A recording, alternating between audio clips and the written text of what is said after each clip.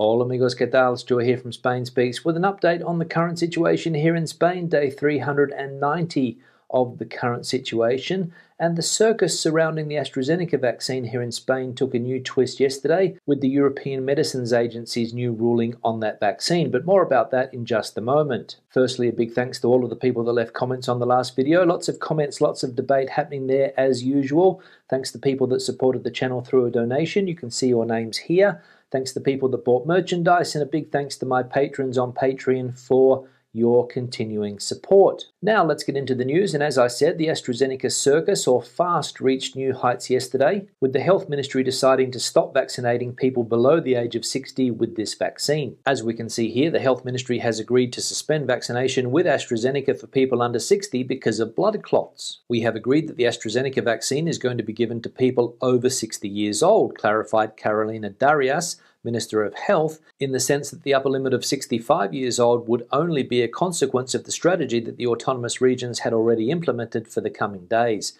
However, by virtue of the new agreement, vaccination could also be opened up to the over 65s. It remains to be seen what will happen to the 2,154,675 people who have already received their first dose. Most of them are under the age of 60 and will either be inoculated with another formula or will be left with only 70% protection, which according to studies is what one dose offers. So there we go. Now here in Spain, the AstraZeneca vaccine can't be used on people under the age of 60, only for people between 60 and 65, and they're now contemplating using it on people over the age of 65 also. And as one Australian politician once said, "Please explain." I don't know about you, but I'm having trouble keeping up with all of the changes that have occurred over the last few weeks with the AstraZeneca vaccine. Now, people in the autonomous community of Castilla y Leon here in the north of Spain were taken by surprise yesterday as the government there decided to suspend AstraZeneca altogether. As we can see from this headline, there was bewilderment and anger in Castilla y Leon on the verge of vaccination with AstraZeneca. We are extremely fed up, people were saying. Bewilderment and anger were some of the feelings that were described yesterday by those who were left at the gates of the vaccination against COVID-19 in Castilla y Leon, where the Regional Ministry of Health suspended the inoculation with AstraZeneca vials. The decision, communicated at around 10 a.m, took thousands of citizens by surprise who were scheduled throughout the day and in many cases learned the news from the same queue while waiting for their turn. So another unbelievable story. People were lining up waiting to get their AstraZeneca vaccine in that particular autonomous community, and then they found out from people in the same queue that all inoculations had been cancelled. Again, please explain. And while all of this ballyhoo surrounding vaccinations here in Spain is taking place, people in the United States are getting vaccinated without any issues. One Spanish actor created chaos on social media the other day when he posted a picture of himself getting vaccinated in a supermarket in the United States. As we can see here, Spanish actor Miguel Ángel Muñoz gets vaccinated against COVID in the US in a supermarket. Miguel Ángel Muñoz is in the United States for work, finishing a film shoot, and that is where he received the inoculation. As he explained, the vaccines and tests are free of charge and the American government allows users to choose the brand they are going to receive. Coming to work in USA and returning to Spain in a month, vaccinated with 2 doses of Pfizer. Lucky me, said Miguel Ángel Muñoz in a video shared on his Instagram account where we can see him receiving the dose live. So a tale of two worlds really, just how difficult it is to get vaccinated here in the European Union and how easy it is to get vaccinated in the United States. And you can't even get good service at my local supermarket, let alone a COVID vaccination. Now, as I mentioned yesterday, the Spanish government has backtracked on its controversial mask mandate, and it's good news for people that feel that there's no need to wear a mask when they're out and about by themselves in the countryside or alone at the beach. As we can see here, masks will only be compulsory on the beach for walking and if there's no safe distance between people. The Ministry of Health has agreed this Wednesday with the autonomous communities in a plenary session of the Interterritorial Council of the National Health System that the use of face masks will only be compulsory in access to beaches, lakes and other natural environments, as well as in walks along the seashore and other aquatic environments. According to the document approved by the CISNS, masks will not be compulsory when performing intense physical exertion of a non-sporting nature, individually and in the open air, provided that a safety distance of 1.5 meters is maintained. Nor will they be compulsory during rest periods before or after bathing or practicing water sports or during bathing. So good to see that the Ministry of Health and the autonomous communities were able to give a clear explanation of when we don't have to wear masks outdoors here in Spain. Now, Spain's record-long state of alarm is coming to an end in May, but it's also causing confusion because a lot of autonomous communities won't know what to do when it comes to curfews and other restrictions. As we can see here, the end of the state of alarm in May will pit the central government and autonomous regions against each other. The president of the government decided to appear himself at a press conference following last Tuesday's Council of Ministers because he had two pieces of good news to share. On the one hand, he announced that by the end of August, 70% of the population, 33 million inhabitants, will be vaccinated in Spain. On the other hand, that if nothing goes wrong, on the 9th of May, the current state of alarm will come to an end. But in barely 24 hours, conflicts with the autonomous governments have exploded, especially because they are upset at finding out at the same time as the rest of Spaniards about the plan to put an end to the emergency legislation that has protected, for example, the curfew that has been in force since the 25th of October. So the state of alarm will disappear on the 9th of May. The Prime Minister said that there's no reason to keep it in place. But of course, that announcement has opened a new can of worms, especially when it comes to restrictions. Are the autonomous communities going to be able to maintain restrictions, especially when it comes to mobility, or are people going to be allowed to travel freely around the country again? Time will tell, and we'll have to wait and see exactly what happens after the 9th of May. Now, Russian interference in Spanish politics is back in the headlines today. We saw a couple of years ago that there was possible Russian interference in the Catalonian elections, but now the interference is apparently in Madrid. As we can see from this headline, Russia's bait in the Madrid campaign, the keys to the Sputnik drama. Why did a Galician businessman meet with the Madrid regional health minister to sell him the Russian Sputnik V vaccine, even though they both knew it was impossible? Sitting at a table negotiating a possible purchase of batches of the Russian vaccine Sputnik V, the businessman Pedro Mourinho and the health minister of the Community of Madrid, Enrique Ruiz Escudero,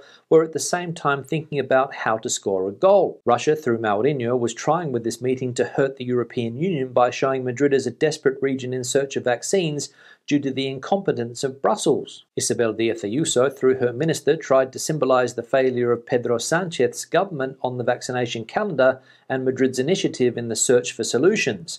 Both achieved their goal. So a bit of a strange story there, considering that it's not really plausible that a country like Russia would try to interfere in another country's politics. Now let's have a look at some of the health data here in Spain, starting with the vaccination campaign. And as we can see, complete vaccination has been achieved on 6.13% of the population, or just over 2.9 million people, and 12.93% of the population has received at least one dose, or in other words, 6.1 million people. But with recent changes to the AstraZeneca protocol here in Spain, don't expect those percentages to go up quickly in coming days. Countrywide health data now, we can see the total amount of cases, the accumulated incidence rate now up to 167.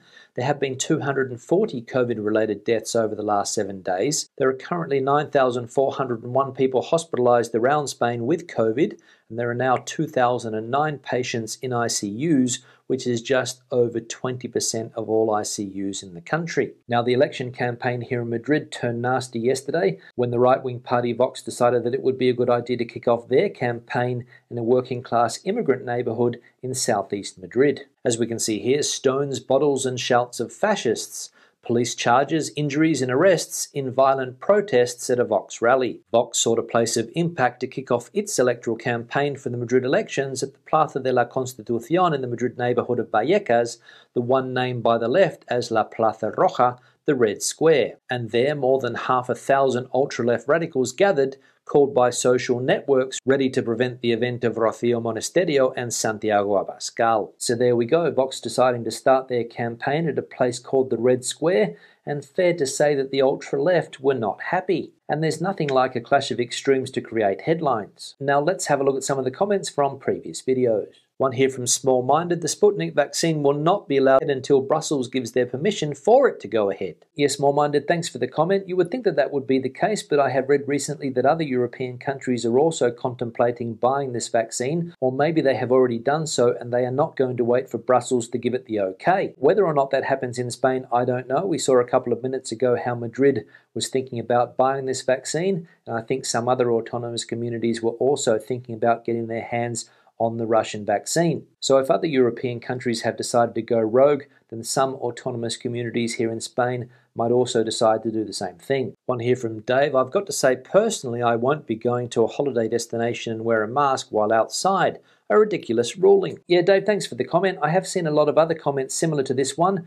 People saying that they would prefer to go to a country where you don't have to wear a mask outdoors.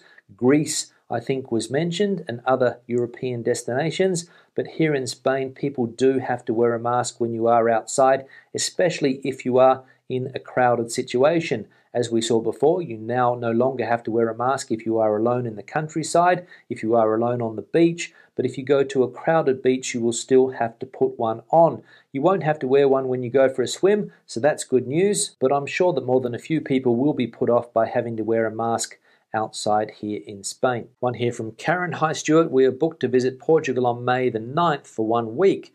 Do you think the border will be open by then? We live in Malaga and we'll be driving. Keep up the good work, Stuart. Always look forward to your videos. Yeah, Karen, thanks for the comment. I think I read in the comment section from one of our Portuguese viewers that the border is going to reopen again between Spain and Portugal on the 17th of April. I think that is the date that he mentioned. So if everything goes according to plan, it should reopen around that time. Again, it's going to depend on the health situation in both countries. Portugal, of course, has managed to get the situation under better control, and they're starting to open up a little bit again, at least internally that is. And here in Spain, as we know, we're starting that fourth wave apparently. Case numbers are going up, so who knows what's going to happen in the next 3 or 4 weeks. The date that you mentioned in your comment, the 9th of May, coincides with the end of the state of alarm here in Spain, so I imagine that you're going to be able to travel freely around the country after that date. But again, it's still not easy to talk about the future or make future plans considering that things change very quickly, or at least they have done up until now. One here from Sean. Do most people keep to the restrictions on travel between provinces and autonomous regions?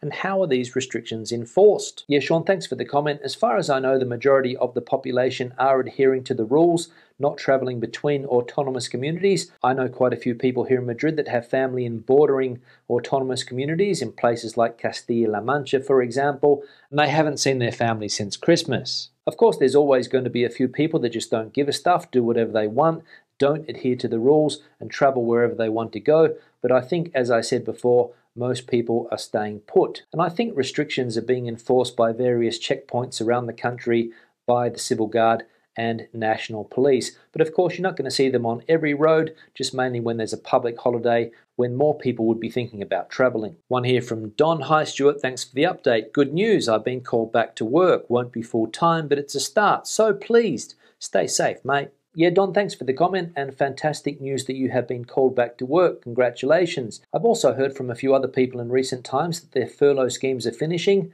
They are also planning to get back to work. So it might be a sign that the economy is starting to recover. Let's hope so. And finally, one here from Roberto. Great video and information. Just wondered when you started your channel that you imagined giving daily updates during a pandemic. Yeah, Roberto, thanks for the comment. And funny you should mention that, because a couple of years ago I saw a clairvoyant and just joking. To be honest, I had no idea that this channel would turn into a news channel. As a result of the pandemic, I was forced to change course a little bit. I couldn't do my regular type of videos, which were mainly travel videos. Of course, we can't travel around the country at the moment. Very difficult to do those videos. So I decided to put out daily updates on the current situation in Spain. And to be honest, the channel has gone quite well over the last year or so. And when the pandemic comes to an end and things start getting back to normal, I might continue doing some type of news update, maybe not every day, but I will definitely go back to doing my travel videos and other videos about Spain, because that is what I like to do. On that note, I'll start to wrap the video up. Questions and comments, please leave them in the section below. Debate the situation out as you normally do.